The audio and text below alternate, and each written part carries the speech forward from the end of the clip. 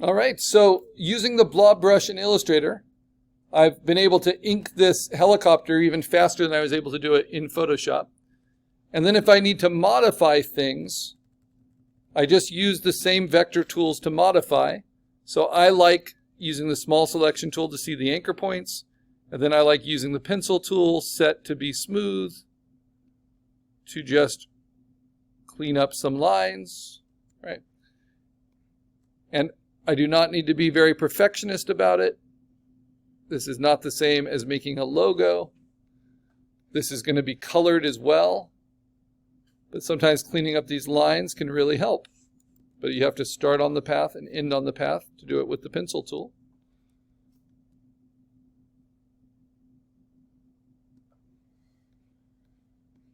And I'm trying to fully contain everything. So then when it comes to something like the blades, if I don't want those to be crisscrossed, I use my little eraser and I can double click on it to choose the size. And I'm just going to make, whoops, I got to select it first with the small selection tool. And I'm just going to make a little break in them so I can erase them out.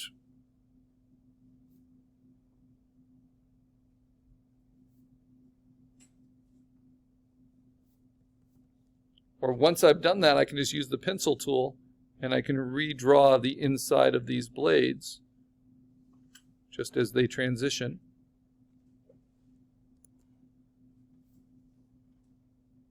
Try to keep it pretty clean.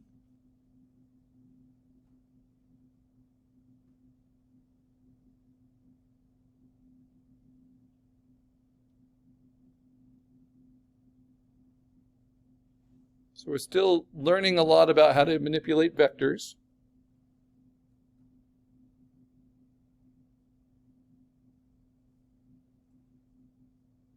But this time we're not as worried about keeping our anchor count low, because illustrations can be really stylized.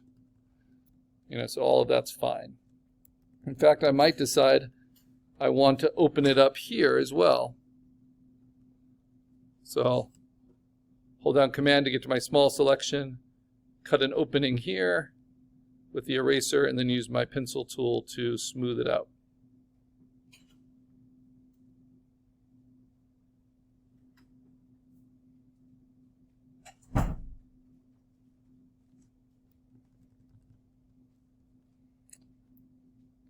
Same thing for any weirdness in other parts, right? Like inside here, I want to soften that. I kind of like how jagged that is. I'll leave that. But maybe the inside here, I want to soften this. You can also use the smooth tool.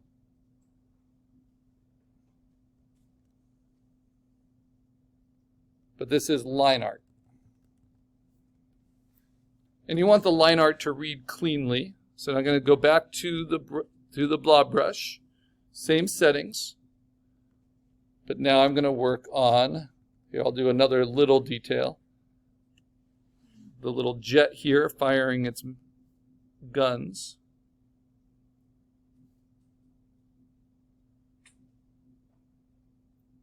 Little pilot inside.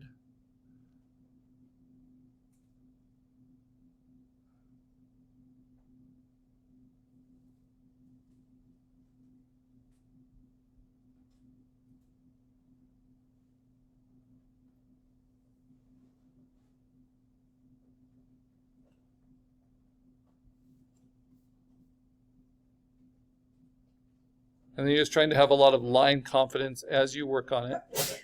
Bless you.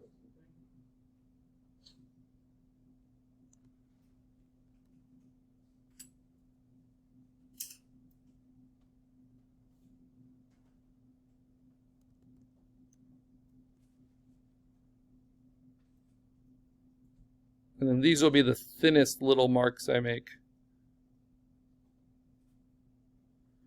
Just like that. And these are called action lines. It's kind of showing implied movement of things like the tail. and the helicopter teetering out of control. All these kind of cartoon conventions. Okay, now let's get to the main event, my creature itself.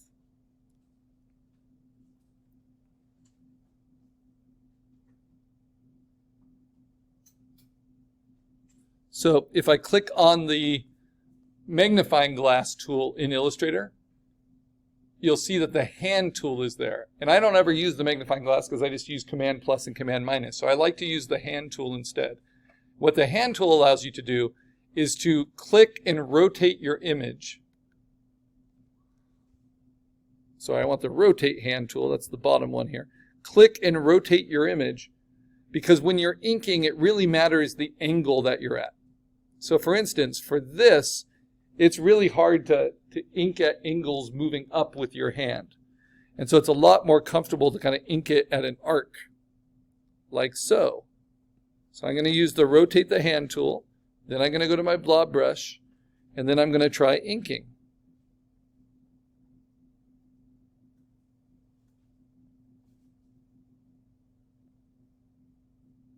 And when it gets difficult, I'll stop, and I'll use the rotate hand tool and rotate it back to a position that's more comfortable, and then continue. You can do the same thing in Photoshop with the rotate hand tool, but I mostly don't need it except when I'm doing digital inking, because you're going for pretty confident lines and you have to really know where they're hitting. Okay, so I like that. Now I'm going to do the inside. And this time I'm going to try to do it without so much rotation.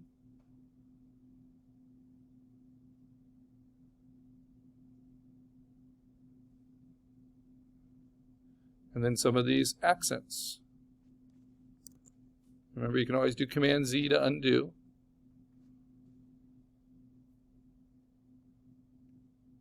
And you decide how much of the sketch you want to match and what changes you might make.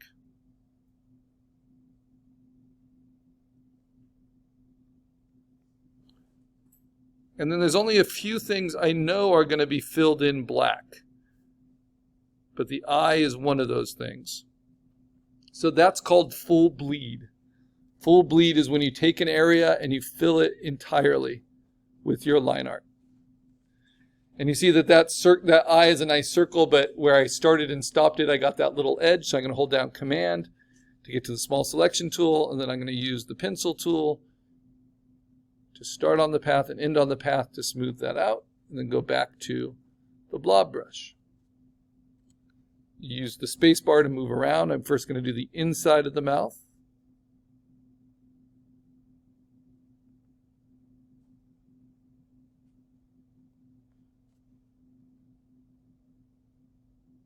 Back of the throat. And the jaw.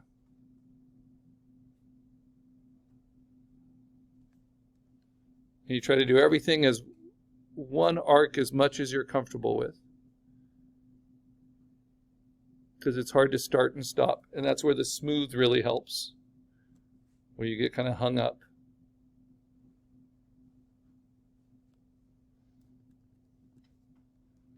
Yeah, so that's reading pretty well. I think that silhouette works. And now I move into the rest. And as I'm now away from the main focal points, I can kind of be a little bit more zoomed out as I ink, but the line weight will stay consistent.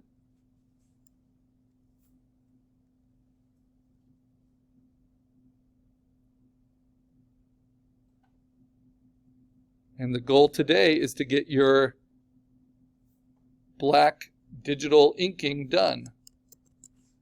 So if you messed up a portion, but I don't want to do Command Z and lose all of it, I'm just going to use my eraser and disconnect it there and disconnect it here. And then I can use Command and just delete this part out.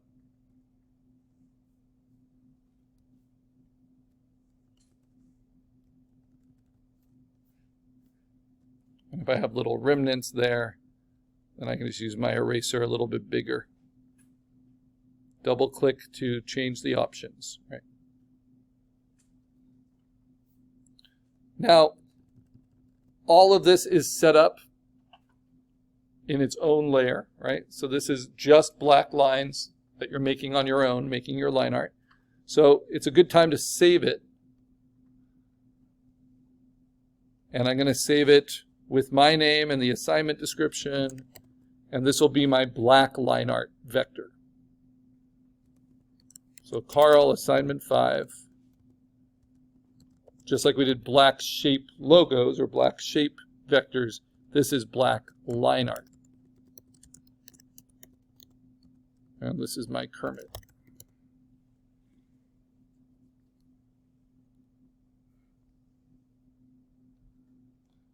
So File, Save As. It's no longer just a sketch. I save it as an AI file because I'm still working on it.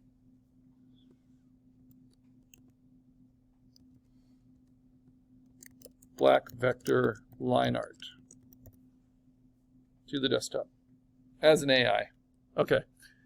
And now I'm confident I can continue, and if the power goes out or if I slip or something, I know I haven't lost too much work because it doesn't save as I go.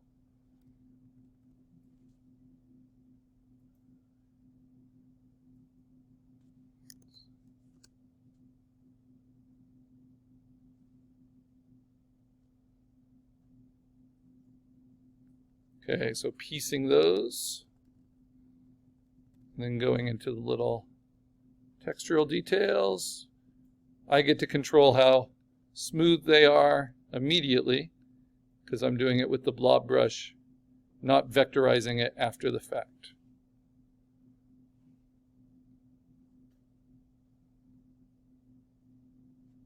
So I'm hoping you'll see the advantages of using the blob brush with the tablet. It really is nice.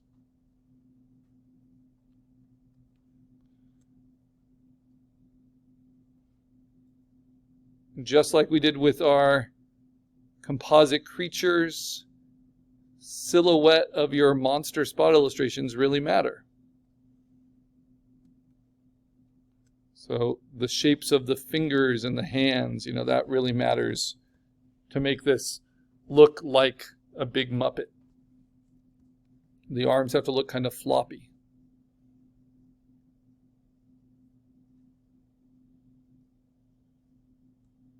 Yeah, I think I want to change how that tail looks. I'll start here. Bless you. I think I'm going to have it turn off that way.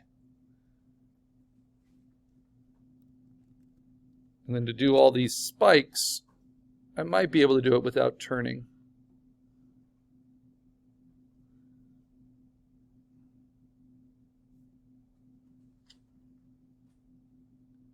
And I'm a little shaky, but the smooth is going to clean that up as soon as I finish. There we go. But what if I want it like this? If I wanted to end there instead, I use my eraser, I cut it off, I trim it. Remember, you have full control. Then I use my blob brush and it will just continue this same vector line in a new way.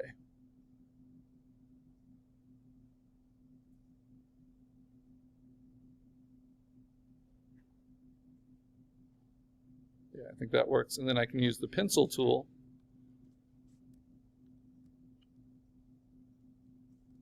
to clean it up here.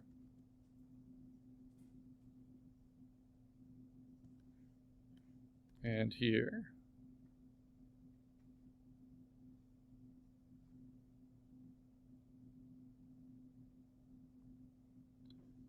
And remember, there's always the smooth tool too.